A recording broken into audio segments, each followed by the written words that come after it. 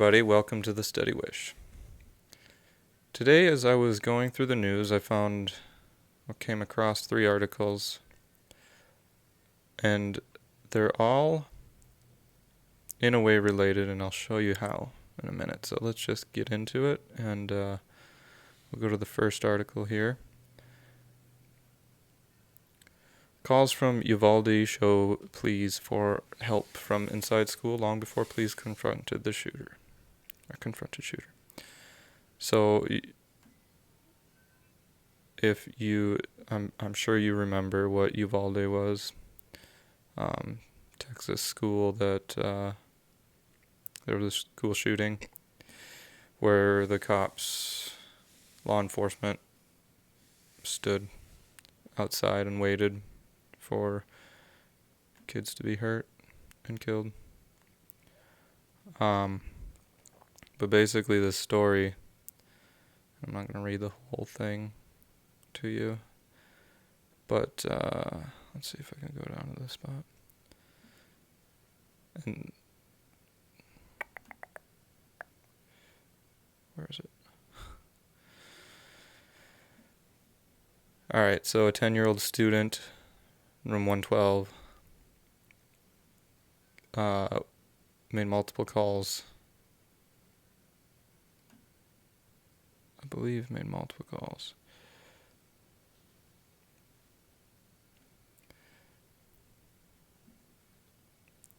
Yes. Right here. At 12:36 p.m. she called and said there's a school shooting. The girl had also called more than 20 minutes before, begging for them to send police. Now, I believe this girl, I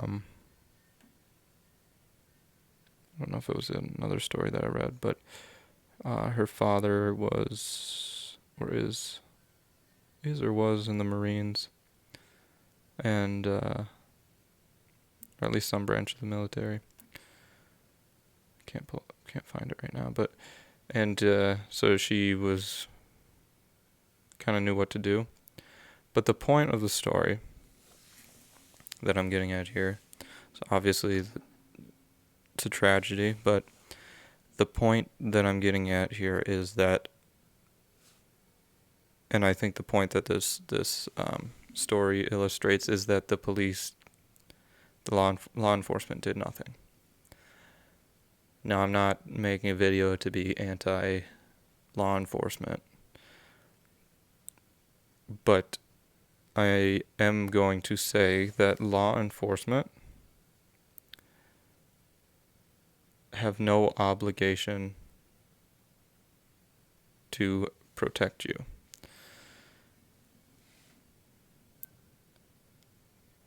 So this other story that I saw, which is from Reuters, police are not primarily crime fighters, according to the data. And you can read through this, and they go into racial issues. But the basic point is that here we are right here. Overall, sheriff patrol officers spend significantly more time on officer-initiated stops, proactive policing.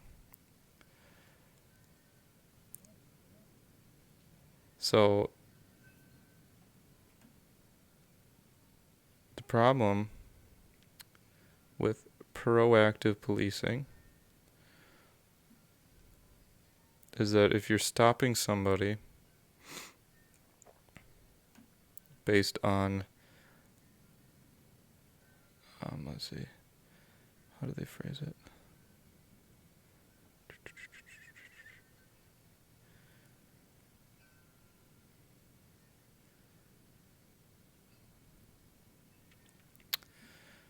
Anyways, if you're stopping somebody based on, they use terms like reasonable suspicion, which that's kind of they make these requirements for stops um, very gray and vague, so then they can pull people over and check out what's going on. And now there's some people that would say, oh, well, there should be no problem with that if you're not committing any crime. The fact that you're being detained without committing a crime should be the problem.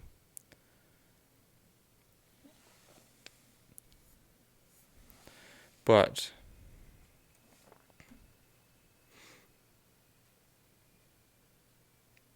let's see here. The other thing that I have here. Oops. This is excuse me, from the Mises Institute, and this is from 2018. Police have no duty to protect you, federal court affirms yet again. So they don't have any duty to protect you.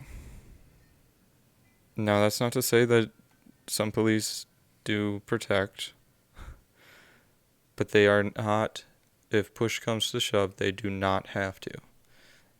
They have no duty to, and they will not face consequences besides public outrage and condemnation, I suppose.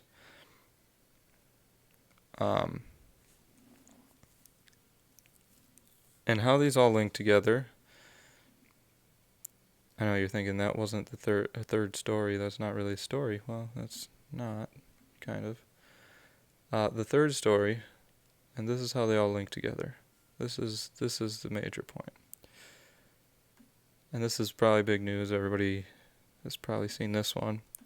Those other ones are probably not as prominent, but Biden to give primetime speech on threats to democracy in final midterms push. And I'll explain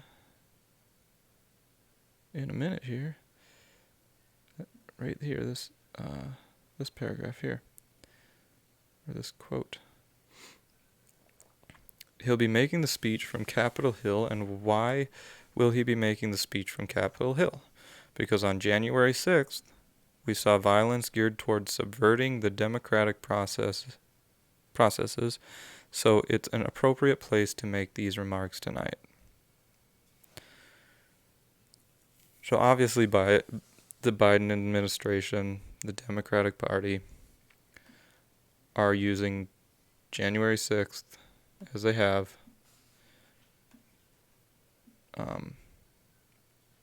to try to get people to vote Democrat. But that's not the major point of this story. How I'm going to relate it to all this other stuff. It is, well, actually, you know what? There is more in the news about this, but the point of the story, the point of all these stories together, is that the government isn't there to protect you, which is really its intended purpose. Now, when the government, but it's gone so far from its intended purpose that now you have, like you had on January 6th, and I'm not saying that what the protesters did on January 6th was okay. What I am saying is that it becomes a major problem that the government will address when it is the government being attacked. When it is citizens being attacked, it is not as big of a deal. The government will not step in and intervene, but when it's government being attacked, they will step in and intervene and protect themselves more so than private citizens. And the reason for this is simple. The government is an entity, basic. It has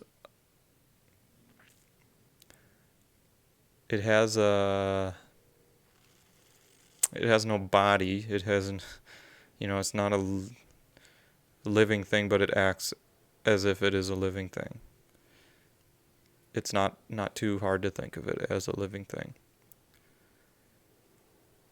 And what are living things concerned with?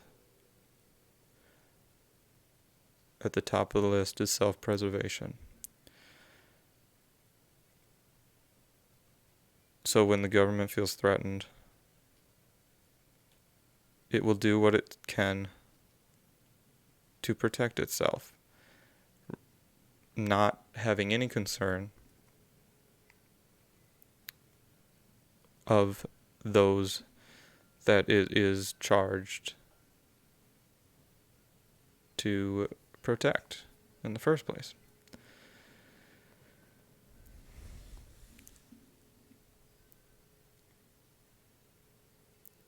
Also, I should note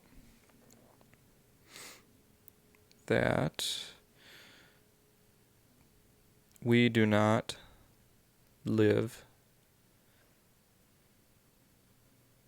in a nation that is a democracy. Democracy is bad. And what we are a republic, but the reason democracy is bad is because, not that it's bad in itself, but it can turn bad. Because if you had a pure democracy, 51% of the population could vote to take away 49% of the population's life, liberty, property, whatever they wanted. They could do whatever they want to them in a pure democracy. So that's why we have a republic and we have checks and balances on government, which, in my opinion, have not prevented us from becoming what the founders, or at least some of them, feared and warned us about.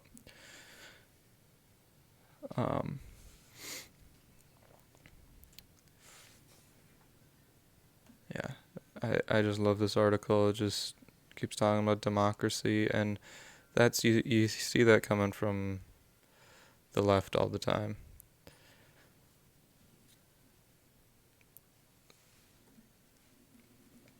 It's always what was the phrase? This is what democracy looks like.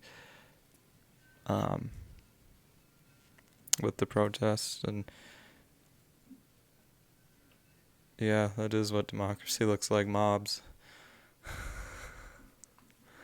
But we're not a democracy, and I don't know where this misconception comes from. But it needs to be stopped. It needs to be people need to be educated on what we actually are.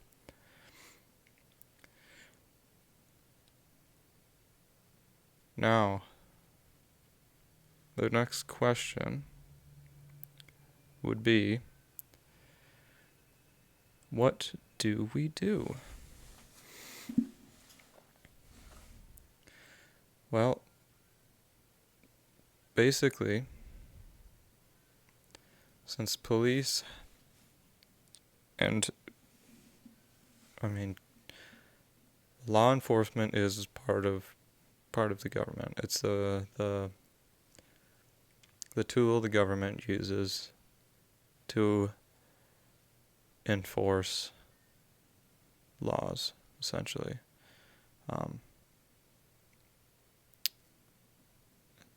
Hence the term law enforcement. Now the problem is not I'll say this again, this is an anti-cop.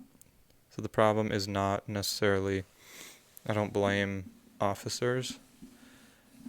I do blame people for just following orders, because just following orders is never an excuse. However, I recognize that the majority of people will be the just following orders crowd. You always get people that refer to Nazi Germany and they say, "Oh well, how did that ever happen? How did all like how did all these people commit these atrocities, and how did all these people go along with Hitler and the Nazis?" And in actuality, if they say too, they always claim, if it were me, I wouldn't have I would have stood up. I would have said no. You probably wouldn't have. If you find yourself saying that, you probably wouldn't have. I recognize that I don't know if I would have said no if I was put in a situation where my family's life was threatened. And I think everybody needs to recognize that they probably wouldn't have said no. They might have resisted in some minor way, but they wouldn't have done enough to stop the Nazis from what they did. Now, that is a warning. Once you realize that, that's a warning to yourself that we better not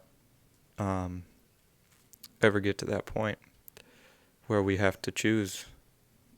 We have to make that decision.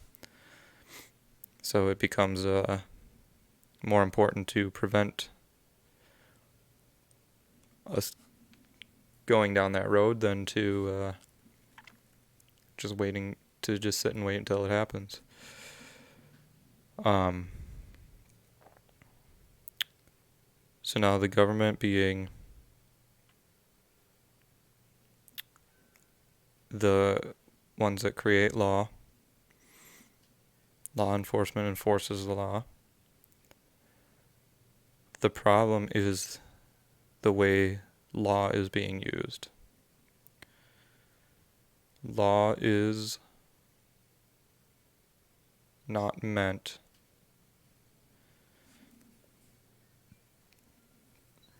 to be used in such a manner. And it's been used for a lot of things. The purpose of law is to protect individual life, liberty, property. That's it. Anything beyond that is not only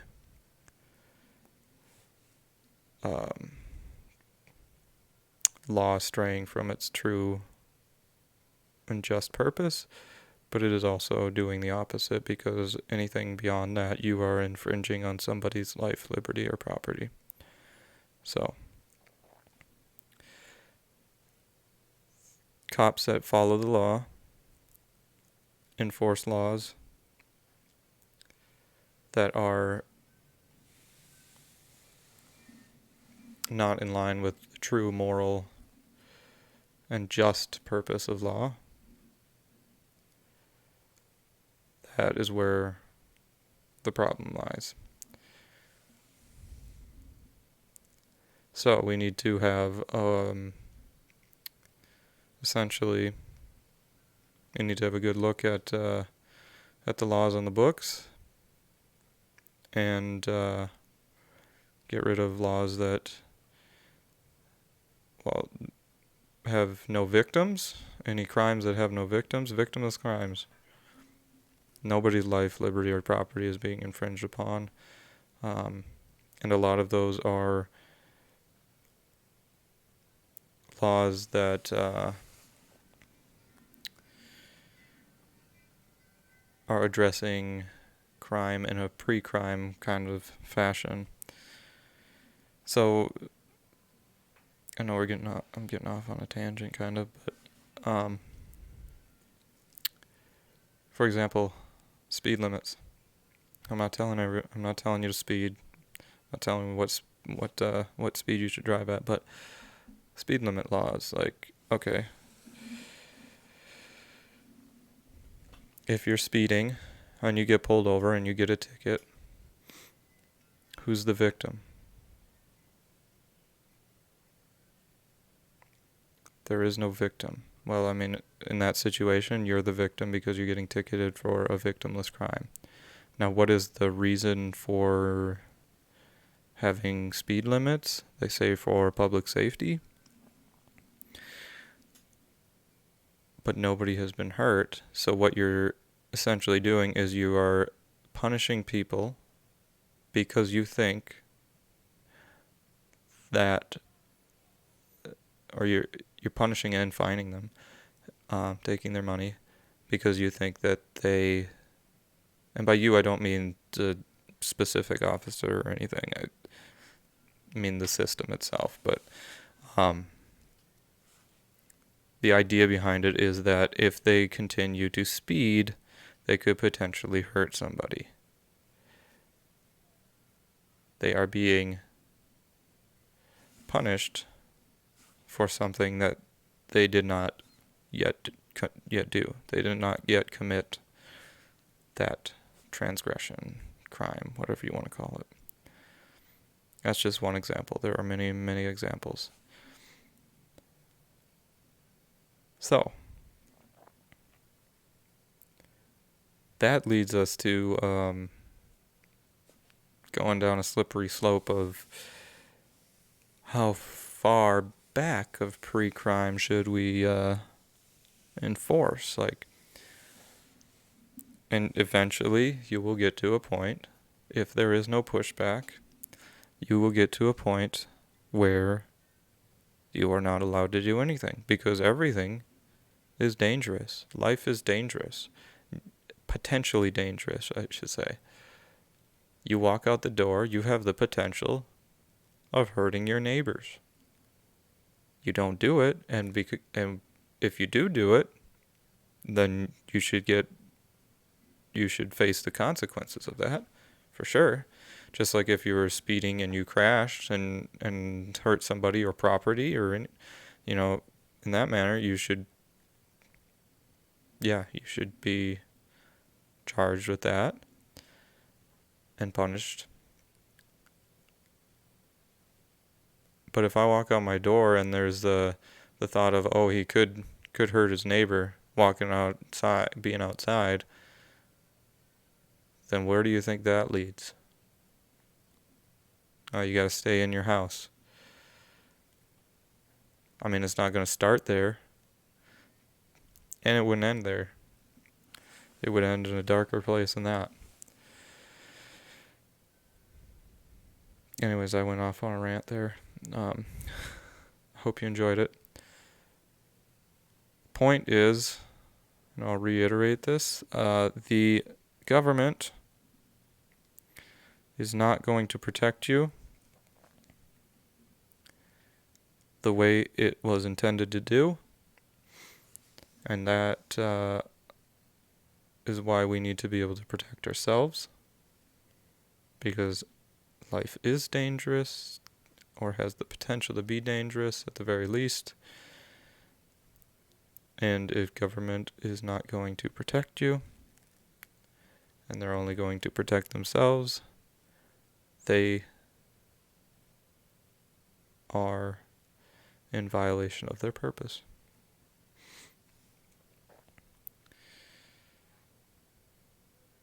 So, we'll leave it at that. Thanks for watching. See you next time.